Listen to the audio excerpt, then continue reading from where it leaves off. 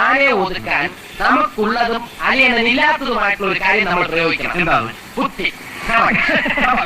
ജനേന്ദ്രൻ arrest Indian പ്രധാനമന്ത്രി കേരളത്തിൽ വന്നു കഴിഞ്ഞാൽ മുഖ്യമന്ത്രി അറസ്റ്റ് ചെയ്യണോ വേണ്ടത്?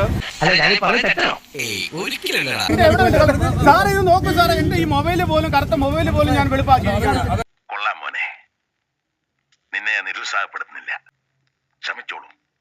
സാറേ ഇതാണ് കേട്ടോ, ഇത് വരെ കേട്ടോ, ഇതുപോലെ ഇല്ല. ഇതിനകത്ത് നോക്കി കഴിഞ്ഞാൽ കറുത്ത കുട്ടി പോലും ഞാൻ വെളുപ്പിച്ചോളൂ വെച്ചിരിക്കുന്നു സാർ.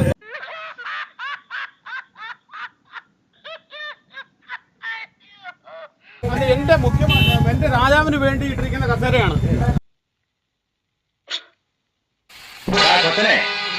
എന്നോട് കളിക്കാൻ മാത്രം നീ വളർന്നോ?